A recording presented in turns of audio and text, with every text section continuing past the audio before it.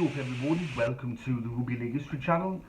Today I'm going to be reviewing the match that just finished, the round 14 match between Parramatta and West Tigers. This game was played at the Western Sydney Stadium in front of a very healthy crowd of nearly 24,000 people. West Tigers were going for 3 wins in a row, and Parramatta, we were going for 2 wins in a row after having that big win over Newcastle last week. The opening stages of this match, I thought both sides completed their sets well. Parramatta had most of the ball, and we were going to the West Tigers' right-hand side of the field, where you had the likes of Isaiah Papali'i, Gutherson going to that side of the field, trying to break through the West Tigers' defensive line. But West Tigers held firm in those opening minutes. But it wasn't until the 13th minute that Clint Gutherson scores his first try of the game. It come off a lovely offload by Nathan Brown, and I think Nathan Brown really had to make up because in the opening stages of the game he gave away a 6 again, and he also threw a forward pass, so Nathan Brown had to make up with it, and he did. In the 17th minute, Mitchell Moses kicks a penalty goal after we got a penalty because Joey Lussick was deemed to be impeded from getting to a potential try. The rubber was put through. Alex Twal, the West Tigers player, stuck a bit of his leg out, a bit of his body out to stop Joey Lussick from scoring. Alex Twal was probably maybe lucky to stay on the field. I didn't think it was a sin bin myself. I think the only real crime here is that a couple of years ago we let Alex Twal go. He was a Parramatta junior, come through the grades, played junior Australia, junior New South Wales, and we decided to keep Tim Manneh. So that's the only crime I see here. Anyway, in the 31st minute, Joey Lussick scores a try. After some great work from dummy half, he saw something in the West Tigers defence. He borrowed his head, he puts the ball over the line, and Parramatta looked to be in cruise control. Right before half time, another kick's put through. Mitchell Moses, he's got nobody around him except I think Walters from West Tigers. He goes to put the ball down. It was awarded a try, but they went back and reviewed it like they do with all the tries, and Mitchell Moses didn't put the ball down, he dropped it.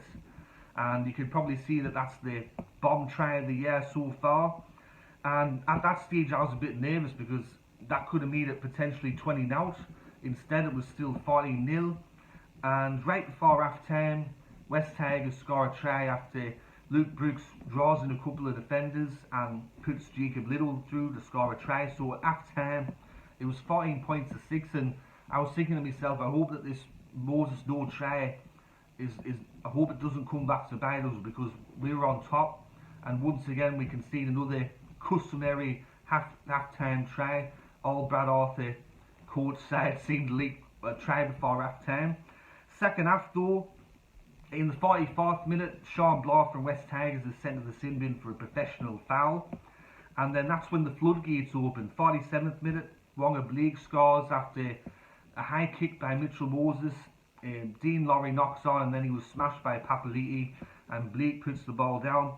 48th minute, Mitchell Moses makes up for that bomb try. He cuts through himself. I think he ran about 60 metres for this try. He scores in the corner, and then Micah Sivo scored a try. So 3 tries in I think about 5 minutes. And then in the 55th minute, Micah Sivo was sent to the sin bin. He got Dewey, or Dewey, however you want to pronounce it. He stepped, and Sivo was caught off balance. He stuck his arm out, hit him flush across the face. Back in the old days, it would have been a penalty, but under Peter Volandi's new rules, it's a sin bin. In the 63rd minute, James Roberts crosses over for West Tigers. When we had a man in the bin, I thought West Tigers would have gone to Sivo's side of the field, but they didn't. They continually tried to go to the other side of the field. They kept trying to go to Dunster's side of the field, and I don't know why they did that. And then they only got the 1 try in the time that Sivo was in the bin. 69th minute, Clint Gutherson scores his 2nd try of the game after some lovely individual work.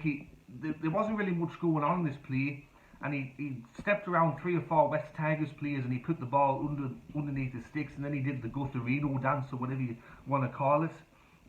In the 73rd minute, Isaiah Papali'i was sent to the sin bin after he dropped his knee on the head of one of the West Tigers players. But before that, I think his name's Amon or whatever from the West Tigers, he put his fist right on top of Junior Paulo's head, and now it happened. So I want to please explain for the referee about that. There was no penalty there, but then Papali'i sent to the sin bin for that. And then in the last 5 to 10 minutes, the match got actually pretty aggressive. Both sides were, I think tensions were boiling over. Both sets of players were getting a bit frustrated with certain things. And Regan Campbell-Gillard was in a running battle with that Amon character. But the full-time score was 5 points to 12. Mitchell Moses kicks a penalty goal right on the full-time siren. 5 points to 12. Parramatta do the league double over West Tigers. For Parramatta, I thought that Clint Gutherson was man of the match. I thought he was sound, great in attack, good in defence. Some other good players for Parramatta today. I thought Regan Campbell-Gillard was good. Joey Lustig filling in for Reid Marty did a great job. I thought that Isaiah Papali'i was very good until he got sin bins. Dunster once again, he looked good on the wing there. They went to his side of the field a lot because of what's happened over the last couple of weeks, but I thought that he handled himself quite well. And I think probably Mitchell Moses, he had a mixed bag of the game.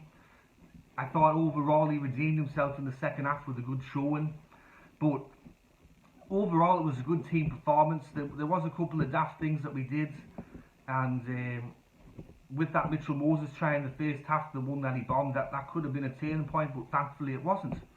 But anyway, that's me review of the Parramatta v West Tigers game, round 14 of the 2021 Telstra Premiership. I hope you enjoyed that. If you did, let me know in the comment section below. Parramatta's next game in round 15 is against Canary Bankstown, our arch rival, so we'll have to see how we go in that one, because it's a game where anything could happen. But thanks for watching this review. I'm dead pleased with the results, and I'll catch us all later in the next one. Alright, tatty bye now.